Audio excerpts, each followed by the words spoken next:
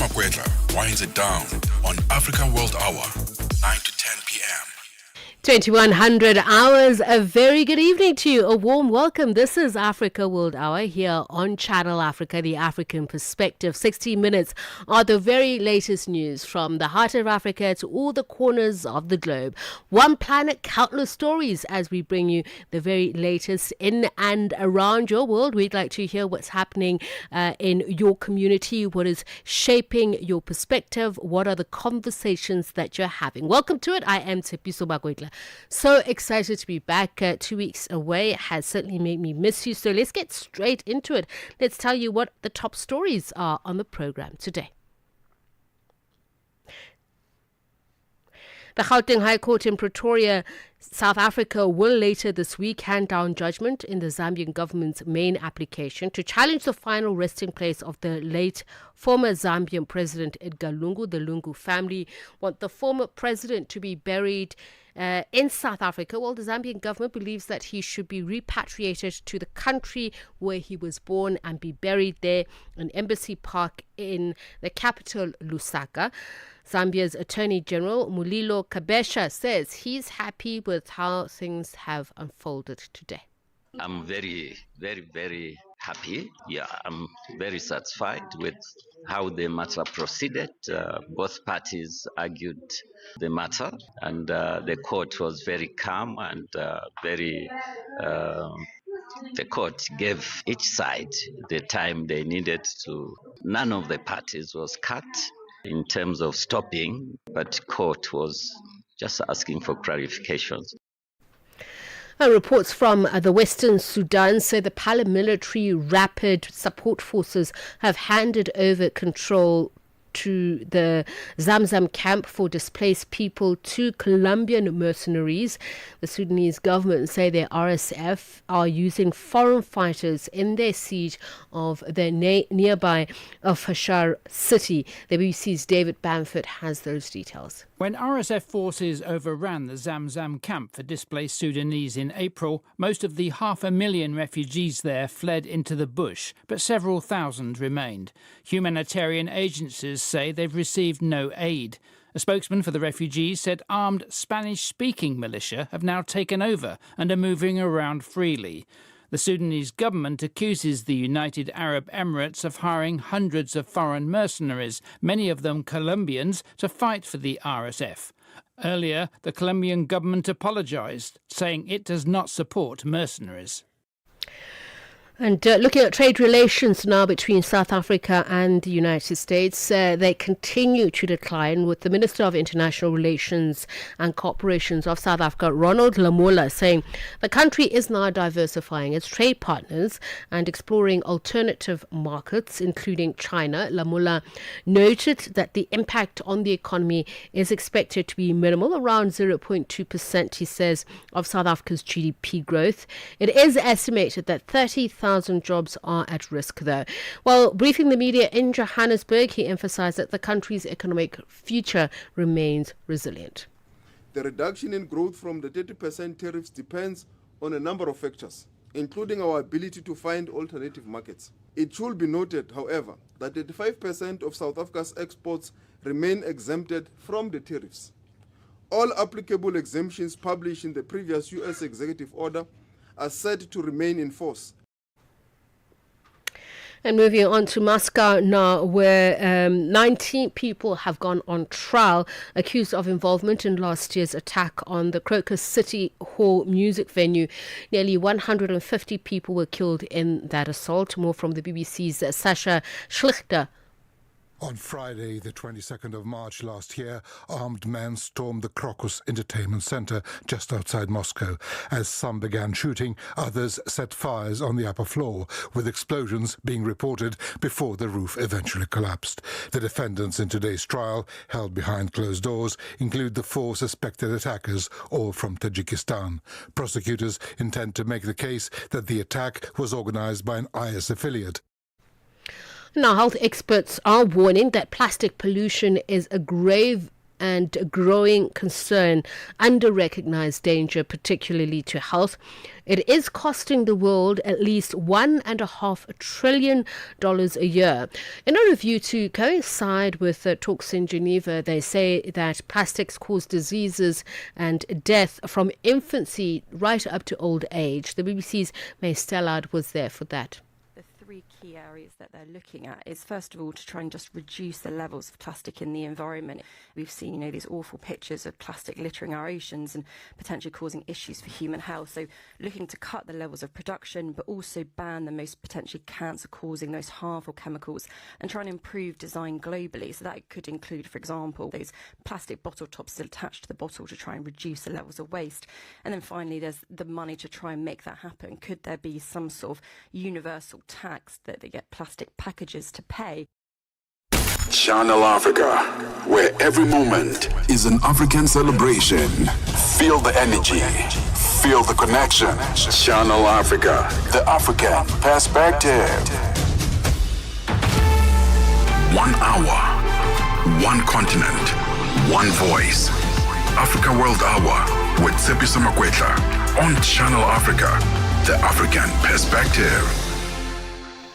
And that brings the time to 9:06. A very good evening to you if you've just joined us here on Africa World Hour. I'd like to take you through the next 60 minutes as we bring you up to speed on what's happening in and around the world. The very latest, we'll be speaking to Amnesty International later on about protests in Angola, where we believe more than 1,200 people have been arrested thus far. But now we start with this developing story. Zambia's Attorney General Mulilo Kabesha expressing satisfaction with proceedings in the High Court in South Africa's capital of Pretoria on Monday, where the burial dispute of the late former President Edgar Lungu was heard. Kabasha emphasized the court's patience and fairness, he said, noting that both parties were given ample time to present their cases without interruption. Kabesha also revealed ongoing efforts by government lawyers to engage the Lungu family in negotiations before the matter was taken to court. The court is expected to deliver a judgment later on this week. Friday, Channel Africa's reporter Michael Mbewe has more on that. Court 4E of the North Gauteng High Court, sitting in South Africa's capital, Pretoria, was packed to capacity on Monday as arguments in the ongoing dispute between the Zambian government and the family of the late president, Edgar Lungu, regarding his burial arrangements were being contested. Following the proceedings, Zambia's Attorney General Mulilo Kabesha expressed his satisfaction with how the case was handled. Speaking to Channel Africa, Kabesha described the court as calm and patient, allowing both parties ample time to present their arguments without interruption. I'm very, very, very happy. Yeah, I'm very satisfied with how the matter proceeded. Both parties argued the matter, and the court was very calm and the court gave each side the time they needed to. None of the parties was cut in terms of stopping, but court was just asking for clarifications. The court was very patient to hear the parties, and I think it's good. We, on our side, we are happy the way the matter proceeded. He says in his wisdom he saw it fit to halt Lungu's burial in South Africa at the 11th hour for the interest of Zambians following Lungu's family decision. The family had said the remains of the former president will not be repatriated and that the former president will be buried in South Africa. And as you are indicating, there was a church service ready for burial. But the Zambians, the interest of the Zambians, the humble Zambians who loved the president, it means they were not going to enjoy, they were not going to pay their last respect. And that's in my wisdom. Following that, numerous correspondences were exchanged between the parties to try and resolve the matter amicably, but due to non-alliance, it prompted the Zambian government to take a drastic measure. 27th June, our lawyers wrote to their lawyers to say we are available as government to continue with the discussions and come to an amicable position. 29, somewhere there, around 29th, the lawyers for the respondent, they wrote to our lawyers to say the first respondent had gone for a retreat, so they would come back, but they never came back. So the wisdom to stop or to suspend the burial was that parties still need to sit down and discuss. Furthermore, Kabesha explained that the government had requested a temporary halt on the burial to enable further discussions with the family. On behalf of the government, I thought we needed to stop temporarily the burial so that parties can discuss and be able to decide what should be done. And so what has happened now, we have come to court, and from the look of things, the court has indicated that judgment will be given on or before Friday. Kabesha emphasized that under Zambian law, the rights and wishes of an individual's family, while important, do not override or take priority over the broader public interest. The rights of the family cannot be supreme, cannot take precedent over the public interest. And that's a law we have in Zambia. Reacting on behalf of the Lungus, Given Lubinda is the acting president of the Patriotic Front Party, which late Zambian President Edgar Lungu was leading. On behalf of the party, we are happy that this case has been heard. We hope that this is the start of the close of this long-awaited journey. It is totally inhumane to keep the family in mourning for 60 long days. And we're hoping that the judges, as they look at this matter, will pay attention to the fact that the family had conceded to bury in Zambia, and that concession was broken when the government decided to go against the initial agreement. And that when they come and give judgment tomorrow, they'll be doing it also with the spectacles of justice. That justice be done. For us, we are happy that at long last, this matter has been heard. And we just leave it now to the judges to determine what the next course of action will be. And it is our hope that the next course of action will be one that is in favor of the family. In support of Lungu's family, evangelist Alex Masuka, a Zambian national who is in exile in South Africa for political persecution, had this view. My viewpoint is I wouldn't favor that the judgment can actually enforce the burial in Zambia, in the sense that the First Lady, the children, they are all faced with criminal allegations, which the situation cannot be favorable, because even after the burial, definitely there will be some persecution of some kind. So I would love that they must have a peaceful burial here. It is not permanent. If times allow, we can repatriate the body back to Zambia. Judgment has been reserved. Michael Mbewe, Channel Africa News, Johannesburg. And now let's continue with the latest news. As we mentioned earlier on, reports on the aftermath of the several days of protests that we have seen in Angola. We go there now, where Amnesty International has expressed grave concern over the deadly crackdown in Angola following last week's taxi drivers' strike. At least 29 people were killed. This is what we've been told. Hundreds injured and over 1,200 arrested amid those protests against rising fuel prices and, of course, economic hardship. Amnesty condemns the use of excessive force by security forces, it says. And to speak a little bit more about this is Carlos Quembe, Lusophone Africa regional researcher at Amnesty International. A very good evening to you, Carlos, and thank you so much for speaking to us. Good evening, and thank you for inviting me to speak about what's going on in Angola. What are you hearing about the latest figures? Because some publications are saying the death toll continues to rise. We are saying 29. Others are putting that figure at 22. What have you been able to establish as accurate at this point? In terms of numbers, there are, different sources telling different numbers, as you just mentioned. We used those official figures, which were announced by the Minister of Interior, Manuel Ome.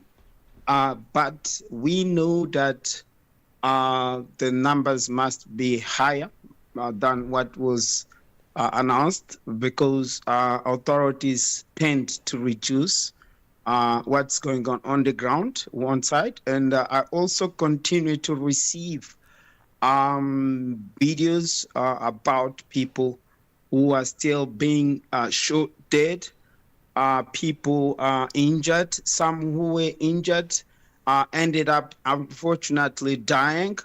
And I continue to receive this information through our sources on the ground. That's why I would say that the numbers are higher than what was announced by the Minister of Interior on Wednesday. And we speak about several days of protests which turned violent, as you say, resulting in the loss of life, injuries, and of course thousands or more than 1,000 people being arrested. So if we are say the figure is 29, would this have occurred over a number of days? And given the fact that some of these incidents played out over a number of days, can we really say we do know the true death toll? Could it rise further, perhaps? Yes, it's hard to know the exact number of people who have been killed, because not all the death tolls are being reported, as you might know, and also different from what happened in Mozambique. I'm sure you heard about protests in Mozambique. Civil society were much more organized in terms of documenting, monitoring, and harmonize the numbers. It was done daily. So every day we would have an agreed number of incidents. We don't have the same thing for Angola, mainly due to the weakness of the civil society. But still, I'm sure that the numbers are higher than what was announced. I can tell that because, I continue to receive. And one thing that is not being talked about is those people who were injured, severely injured, but ended up, unfortunately, dying. So that increases as well to the death toll. Just share with us your perspective as Amnesty International on what exactly happened over those days of protest that led to this high number of casualties, as you mentioned, those who've just been injured and those who have died. From your perspective and the reports that you heard, what exactly happened? Police speak about looting, etc., meaning that they were trying to maintain law and order. Protesters are obviously saying something different. Yes, I can take it respectively because all started when the authorities announced an increase of fuel price on 4th of July. Actually, the increase is a result of authorities withdrawing the subsidy that was provided to, fuel companies. So by withdrawing the subsidy, automatically the price of fuel rose first last year and this year again. So movement of civil society called for several protests. The first started on 12th of July, second on 19th, and then on 26th. All these three protests were, met with excessive force by security forces on 12th and 19th of July. Fortunately, there's been no dead people, but at least 12 people were arrested, and we knew that some people were injured. After the protest, the National Association of Taxi Drivers called for 3-day strike. What happened is that there's been rumors of the strike being cancelled. So this is what actually created confusion, because people took to the street to take taxi to go either to work or to home. But because the strike maintained and people didn't know that it was maintained, there are many people in the street, they became angry. So this is when people started looting shops, started assaulting some vehicles in the street, also trying to stop people from taking few taxis that were running in Luanda. So this is how the confusion started, basically, because there's been rumors that the strike was cancelled while it was not cancelled. The police responded with excessive force as on 12, 19, and 26 July, and unfortunately it ended up killing those numbers that we are hearing, and even more injured and also arresting people. Carlos Kwame, thank you very much for speaking to us. He's Lucifer in Africa, regional researcher at Amnesty International, giving us the latest on the death toll following. Thank you. Following several days of protests in Africa's second largest oil producer, and of course frustration given the growing inequality there. Brings the time to 20 minutes past 9. África. Conhece o Ntivani? Claro que sou eu. Ntivani é o amante da música de corpo e alma. Eu amo música africana. Ele aprecia todos os tipos de melodias e passa os seus dias a ouvir a Channel África. Okay. Adivinha só, a Channel África quer ajudar o Ntivani e os amantes da música em todo o lado a descobrir ainda mais música incrível. Por isso, a Channel África está a convocar artistas africanos a submeterem as suas músicas. Músicos, lembrem-se de nos dar todas as informações relevantes no music@channelafrica.co.za. As submissões são a vossa oportunidade de ser ouvidos, mas não garantem inclusão na lista. Todas as submissões serão cuidadosamente analisadas para verificar se cumprem os requisitos da nossa estação. Canal África, a perspectiva africana. Channel Africa, where every moment is an African celebration. Feel the energy. Feel the connection. Channel Africa, the African perspective. Tsepiso Makwetla winds it down on AfricaWorld Hour, 9 to 10 p.m. And remember, we would like to get your perspective on some of the stories that we're covering. Or perhaps you are in the region, the town, or the country of the issues that we're discussing. So we'd like to hear from you at Channel Africa 1. That's on TikTok, Instagram, YouTube. That's where you'll find us. And of course, we are also on Facebook on Simply Channel Africa. So now we talk about South Africa stepping up its commitment to inclusive innovation with the launch of 4 locally developed assistive technologies aimed at improving the lives of people with disabilities. The launch took place in the Central University of Technology in Bloemfontein. It was led by the Deputy Minister of Science, Technology and Innovation in South Africa, Nomalungelo Gina. It coincides with a Psychosocial Disability Awareness Month and forms part of South Africa's broader G20 commitment to equity, access and solidarity. The Deputy Minister joins us now to speak about this. A very good evening to you, Deputy Minister. Such a great pleasure to have you to speak about this. Good evening, Tsepiso. Thank you very much for having me. So I want to first start with Psychosocial Disability Awareness Month. What exactly it means, and having launched these new apps during this month, how does it illustrate South Africa's commitment to not only, as we mentioned, to equity and access? Yeah, so it was a great pleasure for us as the Department of Science, Technology and Innovation to launch these 4 devices, these 4 technological devices, as we are saying, during this month. That you know that during this month, the Department of Women, Youth, Persons Living with Disability, they've declared it as the Psychosocial Disability Awareness Month.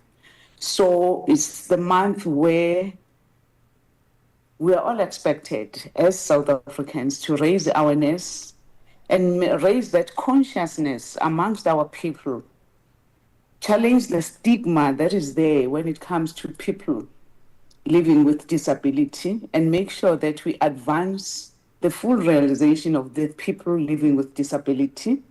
And so for us, it was really good that we launched these 4 devices that are for persons with disability, and they are by people with disability. So as the Department of Science, Technology and Innovation, really we are saying innovation is for everyone. Science, we don't want to leave anyone. And really today it was the testimony for that. When we say, when we mean all, we mean all. We want to make sure that no one is left behind when it comes to issues of science, technology and innovation. And I'm glad when you talk about that when we mean all, because equity obviously points to the system, whether we're talking about governance, architecture, and particularly in terms of access, empowering and ensuring ability of peoples with disabilities to be able to live a life according to the Constitution, the Bill of Rights that we promise as South Africa. I want to talk a little bit more about some of these apps. I mean, it's quite interesting to see that one of them is a wearable smartphone interface for visually impaired people. But more importantly is the development of some of these tools. Are people with disabilities granted access, the ability, even the tools to be part of these innovations?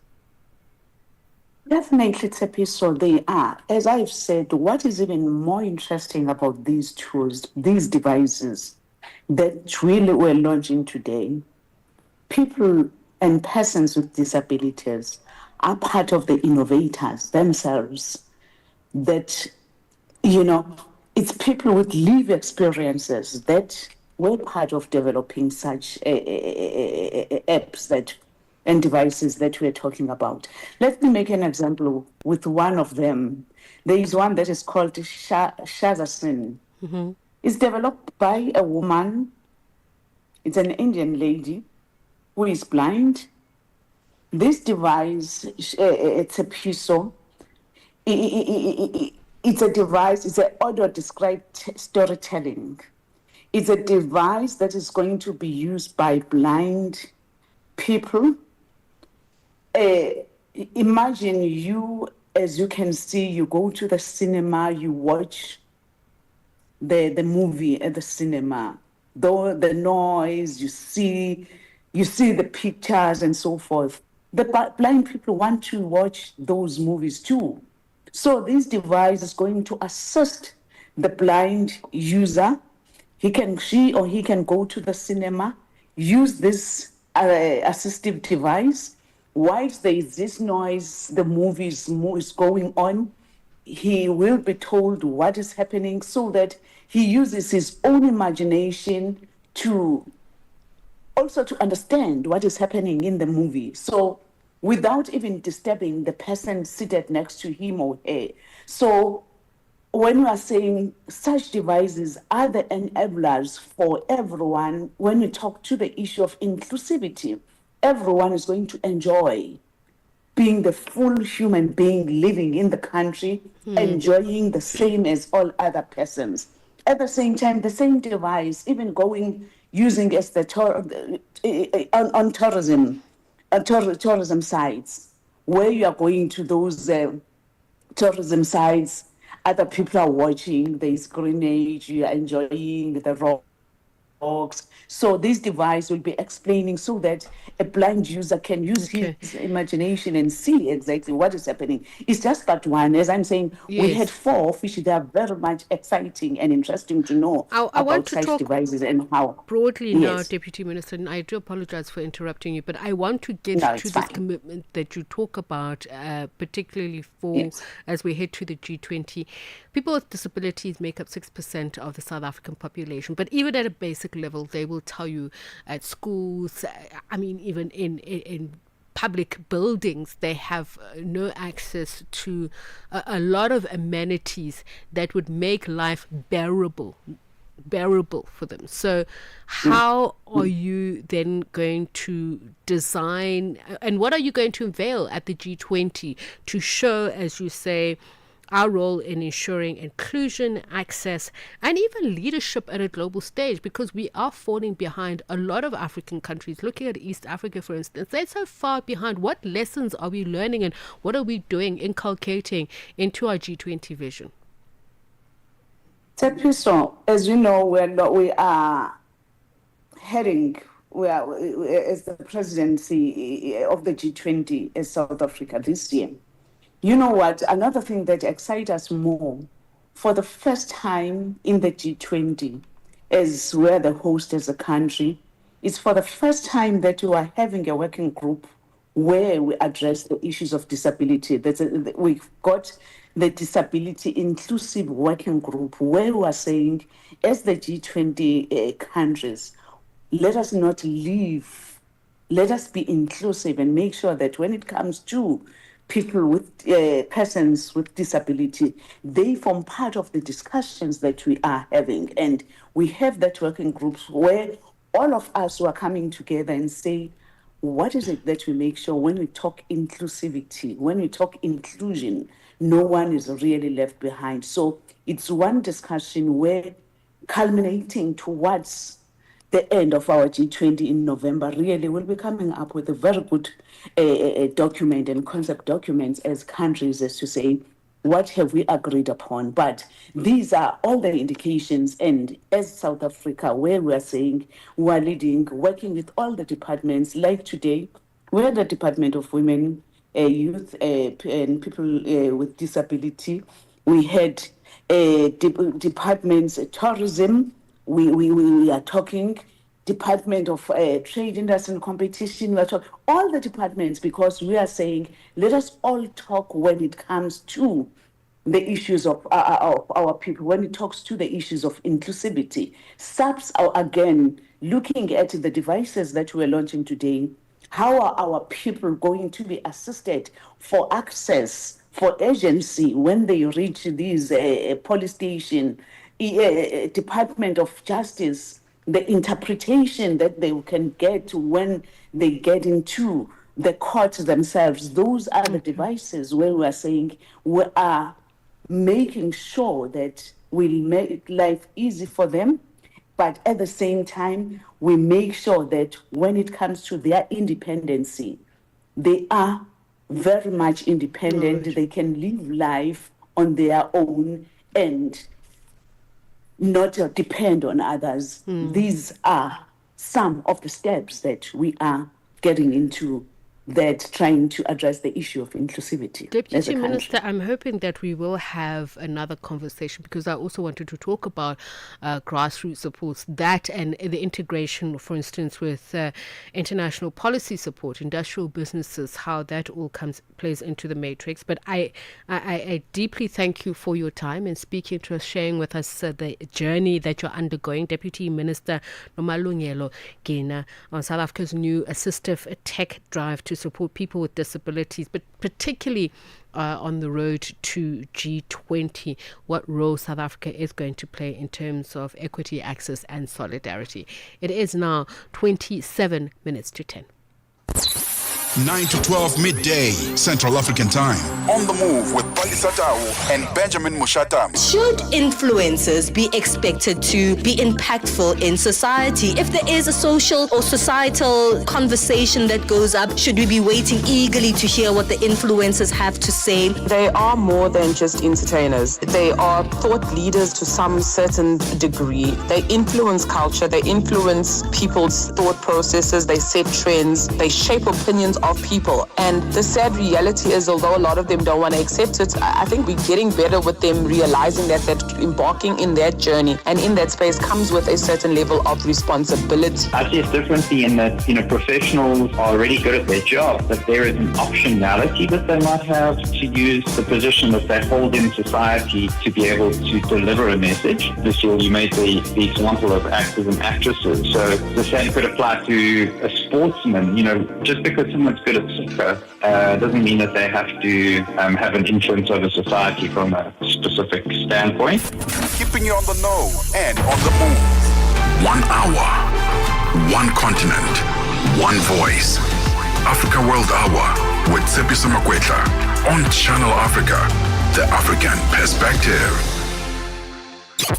Mornings made better with Peter and Asanda on Rise and Shine, weekdays 6 till 9. In recent weeks, East Africa has seen a disturbing rise in human rights violations. In Kenya, digital activist Rose Njeri was arrested under the Computer Misuse and Cybercrimes Act after creating a tool for citizens to oppose the Finance Bill 2025. Meanwhile, in Tanzania, Kenyan activist Boniface Mwangi and Ugandan lawyer Agatha Atuhaire reported being detained, tortured, and sexually assaulted by security officers. East Africa needs a reset. We need to get back East Africa to where the founding fathers are. You know, when President Nyerere and his colleagues, Jomo Kenyatta and the Ugandan counterparts fought for independence, they fought for independence to get Africans out of poverty, to get Africans out of slavery. The leaders who took up power have since gotten into regression. Neto Agostino, co-leader of the United Green Movement Party. Mornings made better with Peter and Asanda on Rise and Shine. Tsepiso Makwetla winds it down on AfricaWorld Hour, 9 to 10 p.m. 24 minutes to 10, as we usually say here on Africa World Hour. We bring you the voices, the news, and the perspectives that matter. As we mentioned earlier on, we spoke about developments, particularly in the Sudan, the presence of Colombian mercenaries. So across Africa, we've seen the face of warfare is rapidly changing. Traditional battles between armies are now joined by drones driving precision strikes, disinformation campaigns are spreading false narratives, and private military companies, guns for hire, shaping conflicts are also lurking behind the scenes. In his new book, Money for Mayhem, Dr. Alessandro Arduino from King's College London explores how these evolving tactics and actors from Russia's Wagner Group to Turkish and Chinese private forces are fueling instability and influencing power across the continent. Alessandro joins us now to unpack how technology, geopolitics, and mercenary networks are rewriting the rules of war in Africa. A very good evening to you, and thank you so much for speaking to us. Firstly, what sparked the idea behind the book, and why this era makes it ripe for such a book? First of all, thank you for having me. It's a pleasure. The book content is straightforward. Money for mayhem. Meaning mercenary, since the dawn of warfare, have been profiting from instability, creating chaos, creating uncertainty, creating mayhem. And unfortunately, today Africa is basically the perfect storm, a very fertile ground for the return of mercenary. Organization, private military group, and also individual that are driven for monetary gain and for profit into the fact that most areas in Africa provide a lot of resources, including gold, diamond, oil, and also they are a battlefield for international competition. I want to go to the point where you made about the return of mercenaries. Obviously, with the geopolitical shifts that we've seen over the past at least 3 years, there is even greater competition, not only for Africa's attention, I won't say affections, but also a control over Africa and these areas that have great mineral deposits. But when you say the return of mercenaries, has there been a time when there was a lull, and what are the figures? In what areas have been most affected? Unfortunately, as I mentioned, Africa was already a fertile ground for mercenarism, especially in the post-colonial war. If we recall Angola in the 70s, or even more near in the 90s with Sierra Leone, the role of mercenary was not so much hidden, was basically quite open. While now there is a return, as I mentioned earlier, a rise of mercenarism, but one of the important part that they play for external power that influence Africa is plausible deniability. That is in stark contrast to what happened in Africa in the 70s and in the 90s. the evolution of not only the involvement of mercenaries, but the rebranding of their participation in some of these wars. And I'm just thinking about, we spoke about what is happening in the Sudan with the presence of Colombian mercenaries, but what we're seeing, say, in Eastern Europe, we're seeing now in Gaza, there have been mercenaries used, but they are not labeled mercenaries because of Western ideology and where they're being deployed. So what has changed? The rebranding, what evolution have we seen? And what is happening? Is the description the same, for instance? Unfortunately, especially now, if we look at law and regulation, the law that can put someone in prison with the charge of mercenarism is outdated. There are code of conduct, especially the Montreux document on the role of private military company and international code of conduct for private security, but mercenaries thrive in the gray area. So it's very difficult from a legal point of view to say that someone is a mercenary, and they use and abuse this gray area to hide behind the label of private military and private security. To be straightforward, private military is a company that is private, as the name said, that is providing security service or upgrading an army, augmenting the army capability, while private security is providing security service in area providing infrastructure of people. But most of the time there is a lot of confusion about this very straightforward definition, and this confusion are abused, especially by country that promote interference into Africa and use this label to just basically mud in the water. It's interesting because if we're talking about the rise of China and Turkey in these activities, I want to, as you're speaking, I'm thinking about the role of security companies. We're speaking about sovereignty, we're speaking about accountability.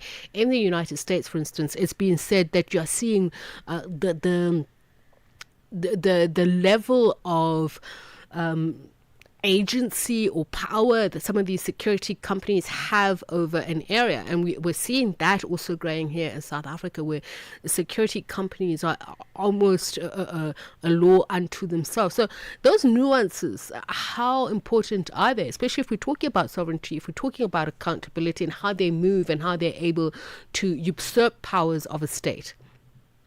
Yeah, what you just mentioned, you just hit the nail on the head, meaning that transparency and accountability are of foremost importance, and legal and transparent private military company and private security company provide a service in area where countries are unable or unwilling to provide security. The problem is that when there are private military companies that go rogue, or just very straightforward paramilitary or mercenary organization, that profit from instability. This is the biggest problem, because when peace arrives, these people are out of business. So they need to promote uncertainty and instability in order to keep running the show. It is one of the biggest problems, and create also a very negative ripple effect in a time when there is an increase of gender-based violence, weapon smuggling, people smuggling, and also this company absorb very valuable security resources that have been trained to protect a country, being policemen or armed forces. This is unfortunately a trend, but the difference, as you mentioned before, there are several players. So if we look at China, we are talking especially about private security, meaning companies that hire local armed private military company or even army people, and they provide security for Chinese worker and Chinese infrastructure. While we look at Turkey, it's more complex. We are talking about private military that is expanding all over Africa, from north of Africa going to the south, and also they provide drone for hire. So it's something that is happening right now. Enter into that drone for hire. So we talked about the fact that the game is changing because of technology, because of digitization. What exactly is happening in terms of the funders of these skirmishes, conflicts, wars, legal or not, based on, as you say, what the law or the legal instruments are in that country? Do we know who is funding them, who is behind them? beyond, you've mentioned certain countries, but with tech companies who are involved in telecommunications spying, for instance, that actually does lead to the undermining of a state. Is there a clear line of who is not only funding mercenaries but are themselves involved in mercenary activity? Look, it's already very difficult when we are talking about boots on the ground, meaning people with gun, to point the finger who is the puppeteer behind the scene. If you remember, it was not long ago when in Mali there was the question asked to Sergei Lavrov why Russia is providing soldiers, and his answer was very straightforward. It's a private company, it's the Wagner Group, and we are talking only about boots on the ground. But now that there are these offers of drone for hire and at the same time intelligence for hire or hacker for hire, having company that for a good amount of money provided this kind of service for military junta that don't have an air force or that don't have an intelligence service, is even more complicated to find who is really behind this company. And at the same time, when you find the company and you ask a very straightforward question, the answer is it's a technological company. It's not nothing related to mercenaries. And from a legal point of view, there is not even a law that is going to point the finger saying it's a mercenary or not. Dr. Alessandro Arduino, this is a big subject, and we certainly are going to follow up with you and many others to try and get to the root cause and also understanding of what is happening, particularly for those countries, entities that are fueling war in Africa. And of course, leading to deaths and to growing inequality and diminishing economic growth for many, many millions of people. Dr. Alessandro Arduino, author of Money for Mayhem, on the shifting face of conflict in Africa. It's now 14 minutes to 10. Zochitika ndi madaphiri kamlondola wa zochitika pena paliponse. Nduna wa malonda ku Malawi waletsa kampani yopanga shuga ya Ilovo yomwe ndi nthambi ya Ilovo Sugar Group Limited kuti isiye kutumiza shuga kumaiko akunja. Malingana ndi nduna ya malonda Vitumbuko Mumba, izi zithandiza kuti shuga yemwe yakusowa pamsika azipezeka. Ndiye pano ndili ndi George Muhangu amene ali mu mzinda wa Blantyre mu dziko la Malawi. Chimene chikupangitsa kuti shuga azisowa ndi chani? Chomwe chikupangitsa kuti shuga azisowa ndichonena kuti panopo ili ngati off season ya makampani a Ilovo Sugar Malawi, kunena kuti sakutha kupanga shugayi okwanira chifukwa akukolola. Ndi akamaliza kukolola pameneno atayambeno sopano kugaya shugayi kuti azipezeka. Chinanso ndichonena kuti ma distributors amene akumakagula shuga kaya ndi ku Ilovo kaya ndi kusalima shuga akumagulisa ku maiko akunja ngati Zambia, Zimbabwe, Tanzania, Mozambique. Zochitika ndi madaphiri lolemba mpaka lachisanu pa nthawi ya 7 koloko kufikira 8 koloko madzulo pa Channel Africa. Africa in Business on Channel Africa. The United States was very vocal at the beginning of South Africa's G20 presidency, and this is largely due to strained relations with South Africa at the time, that they were not really keen on participating. Where do they stand right now? The US is planning to take over the presidency of the G20 next year, and our understanding from them is that they intend to continue to do so, and therefore it is quite difficult then to be in a situation where you are not attending deputies' meetings or discussions during our presidency and then to take over the presidency next year. From a finance track perspective, there has been engagement. We've been working on a communique last week and this week here in Zimbabwe. What's important about that is that it's a consensus document. And so all the members in the room have to agree to the language that is used there. And our US colleagues have been part of those discussions and negotiations. Bringing the African markets into your home. Channel Africa, the African perspective. Africa, it's time to plug into the heartbeat of the continent. Tune in to Channel Africa, your go-to radio station that broadcasts in 5 different languages. L'Afrique du Sud célèbre la journée nationale du Kabla hujaitwa kwa jina la double K or more of our forests have been destroyed. Tamo kutuli bwanji ndi Partido Africano da Independência da Guiné. See, Channel Africa represents every corner of this amazing land. From Lagos to Cape Town, Nairobi to Dakar, we've got you covered with the freshest news, music, and cultures. So, turn up the volume, feel the rhythm.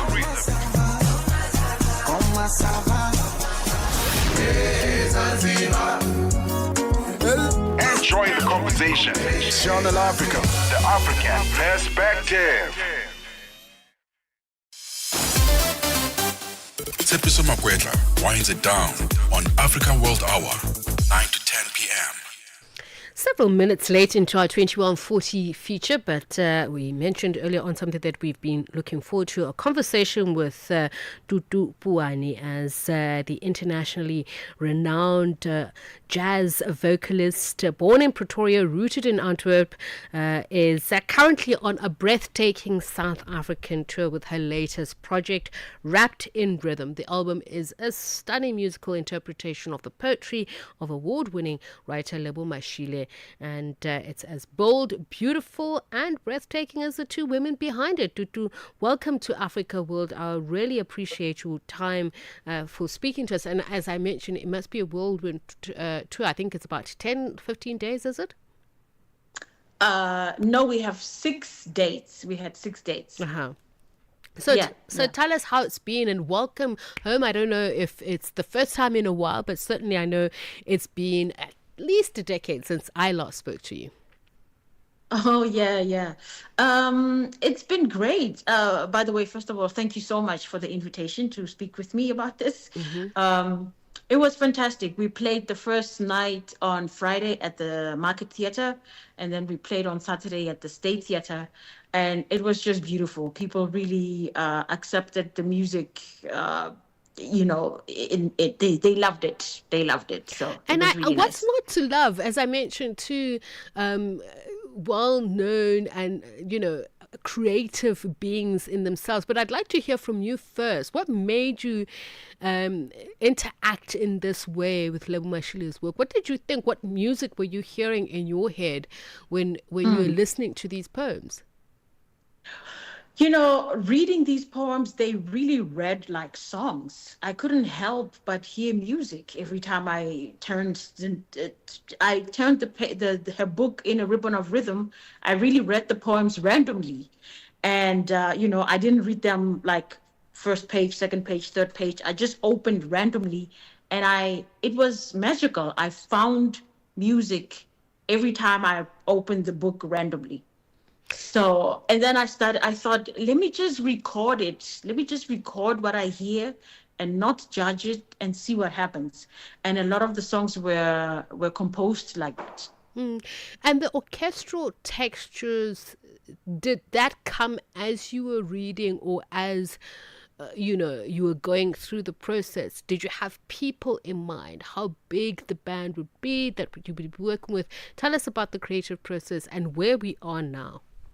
Yeah, well, the orchestral version, I've always wanted to play with this orchestra. The Metropole Orchestra is a world-renowned orchestra.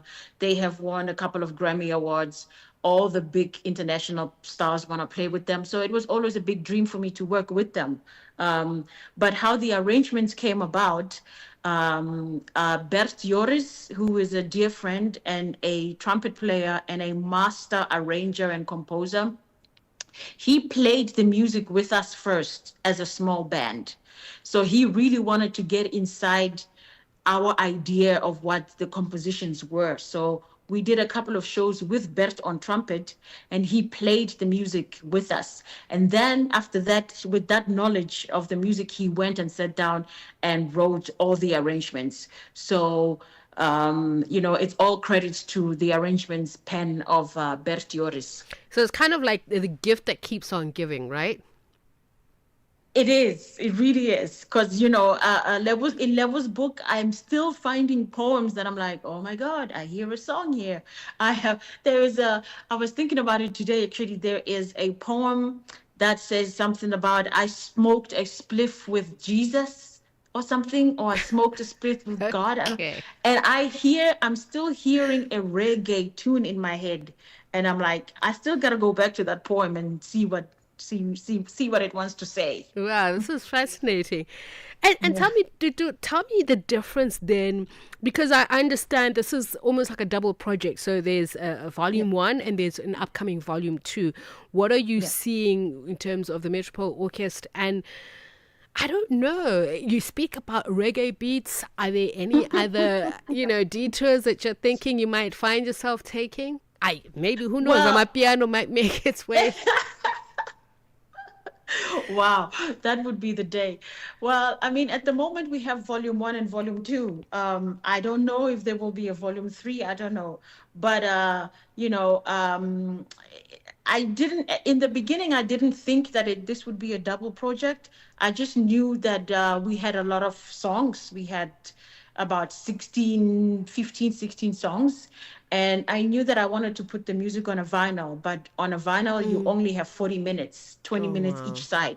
So you cannot put 16 songs on one vinyl. So that's where the idea came from, to do 2 separate albums, have a volume 1 and a volume 2.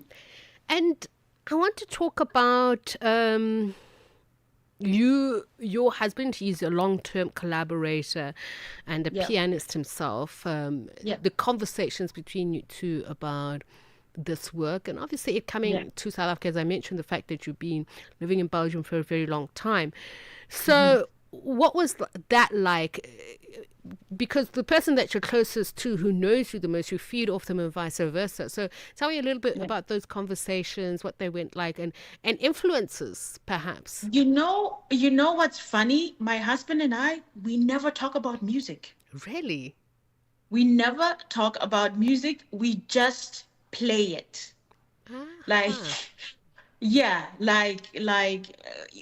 Because we work with a really good band. I try to surround myself with really, really good musicians, and we never discuss it, because the moment we start discussing it, that's when things are not going great. So it just plays out, like your love language is literally music. Like you do it and conversation is done. I mean, if you have been playing with somebody for 20 years, we know each other musically inside out now. We really know each other. It takes a few notes and we are together within the music. So we never really discuss it. The only time we discuss it is when we are arguing about how things should go. And I'm intrigued by that, because obviously this work itself lends itself to things like identity, culture, etc. So I want to understand how that has shaped you. As you say, you've become one with Yvette Perot, by the way, for those who don't know, it's Tutupani's husband. How has that journey been? As I mentioned, Pitoli, and now you're Belgium and you're back here. Yeah. We are all the same.